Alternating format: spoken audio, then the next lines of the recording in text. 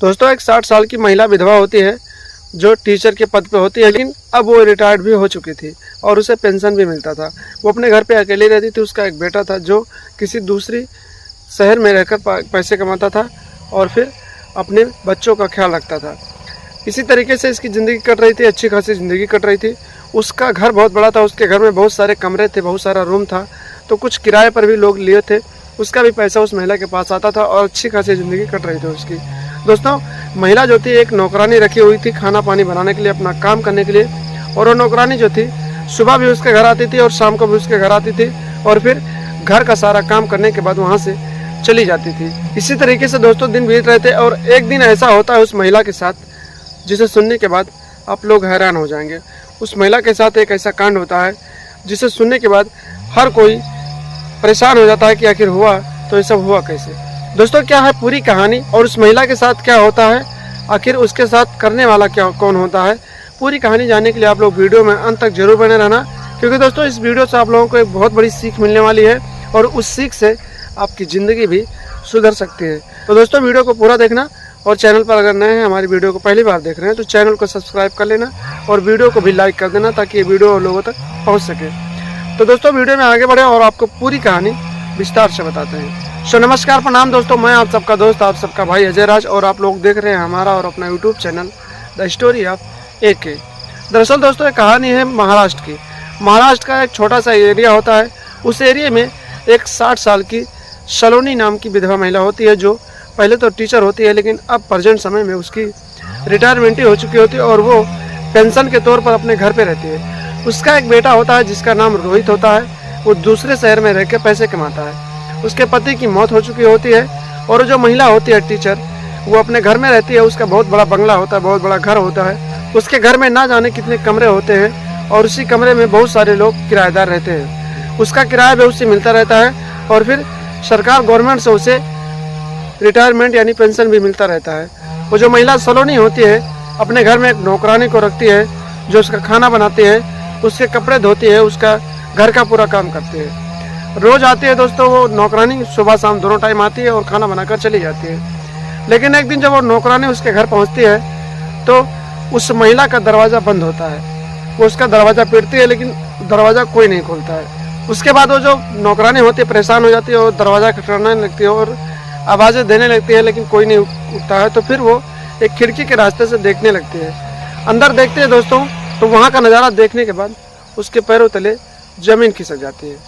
वो नौकरानी देखते हैं कि उसकी जो मालकिन है अपने कमरे में लेटी हुई है और उसकी नींद नहीं खुल रही है और उसे ना जाने कौन से उसके कमरे से ना जाने कौन सी बदबू आ रही है।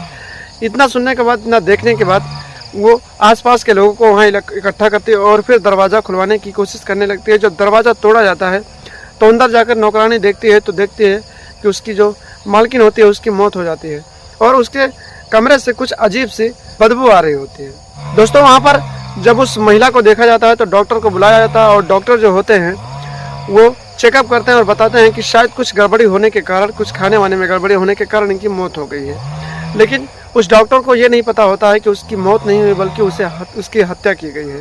दोस्तों डॉक्टर उसे बता देते हैं। उसके बाद उस महिला के बेटे को बुलाया जाता है और फिर उसे घर पर जब आता है वो तो फिर अपनी माँ का अंतिम संस्कार करता है और फिर अपने घर पर रहने लगता है। कुछ दिनों के बाद वो बैंक में जाता है और अपनी माँ के कुछ पैसे जो उसके अकाउंट में होते हैं उससे निकलवाने की बात करता है। बैंक मैनेजर जब उसके माँ के अकाउंट को चेक करता है तो उसके अकाउंट में एक भी पैसे नहीं होते हैं। उसके बाद जो उसका बेटा होता है हैरान हो जाता है और सोचता है कि आखिर इतने सारे पैसे थे तो गए कहाँ। अपनी पत्नी को आकर बताता है तो उसकी जो पत्नी होती है कहती है कि आप जाकर स्टेटमेंट निकलवाइए और देखिए कि वो पैसा कहाँ गया, कब निकाला गया और आपकी माँ ने निकाल कर किसको दे दिया।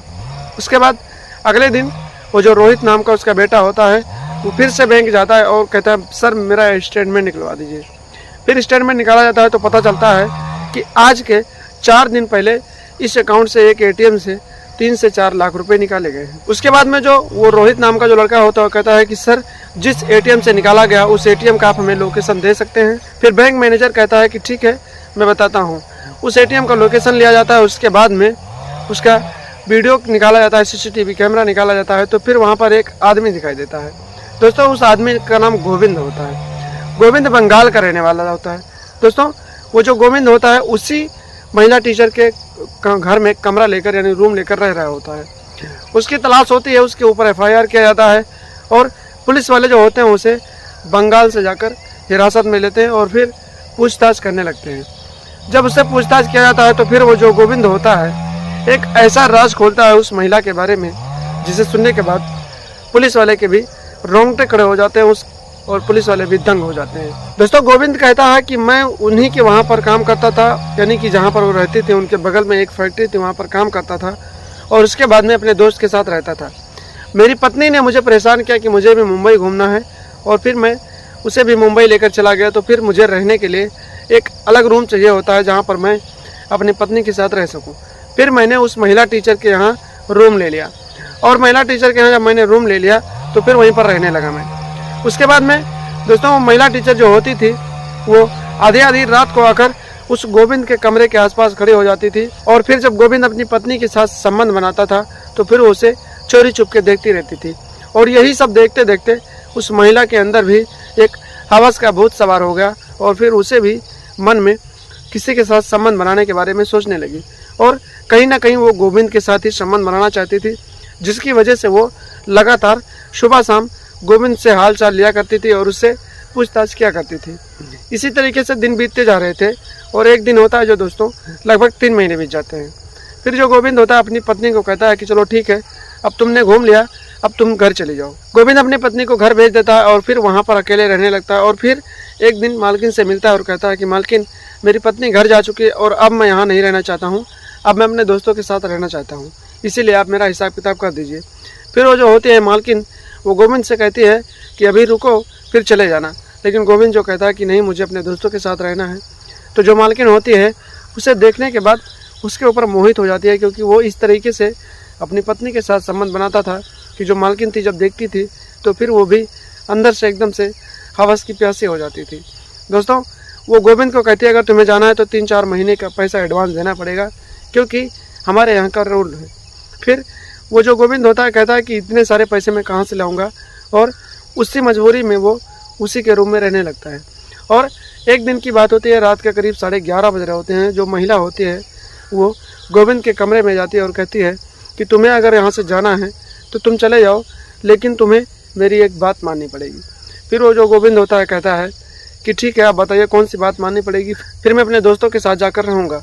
उसके बाद जो महिला होती है कहती है कि तुम यहाँ से जा सकते हो, तुम्हारा कोई किराया नहीं लगेगा, लेकिन तुम्हें मेरे साथ जिस तरीके से तुम अपनी पत्नी के साथ संबंध बनाते थे उसी तरीके से मेरे साथ संबंध बनाना पड़ेगा।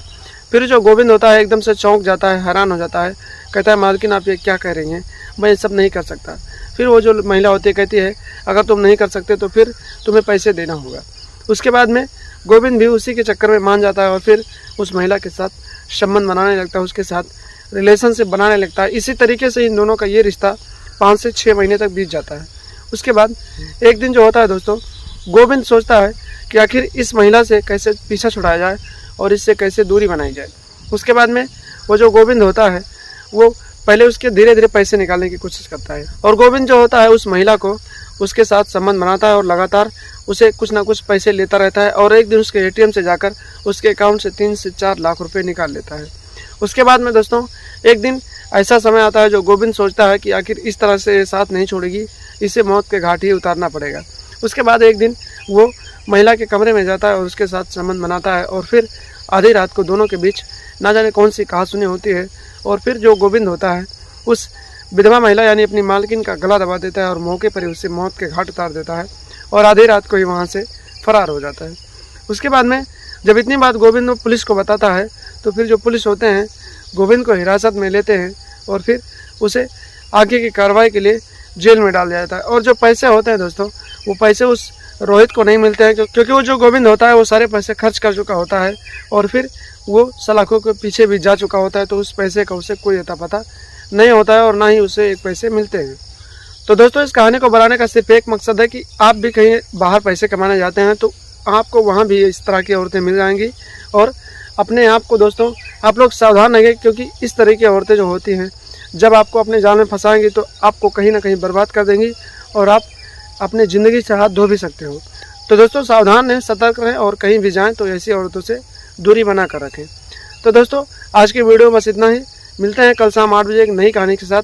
और इस वीडियो से आप लोगों को क्या सीखने को मिला है कमेंट बॉक्स में कमेंट करके जरूर बताना कि आखिर गोविंद ने उस महिला के साथ गलत किया या फिर उस महिला ने गोविंद के साथ गलत किया। दोस्तों मुझे लगता है कि कहीं ना कहीं गोविंद की भी गलती है, क्योंकि अगर उसे ये सब नहीं होता तो फिर वो कुछ पैसे देकर वहाँ से निकल सकता था, लेकिन उसे भी हवस का बहुत सवार था तो वो भी गलत करने की कोशिश में था। उसके बाद दोस्तों उसने इस तरह का कदम उठाया। तो दोस्तों मुझे लगता है कि गोविंद भी गलत था।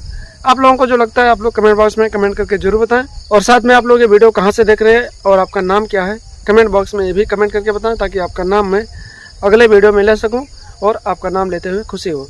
तो दोस्तों मिलते हैं कल शाम 8 बजे एक नई कहानी के साथ। तब तक के लिए आप लोग हंसते रहें, मुस्कुराते रहें, अपना और अपनों का ख्याल रखें। तब तक के लिए नमस्कार, प्रणाम, जय हिंद, जय भारत, वंदे मातरम।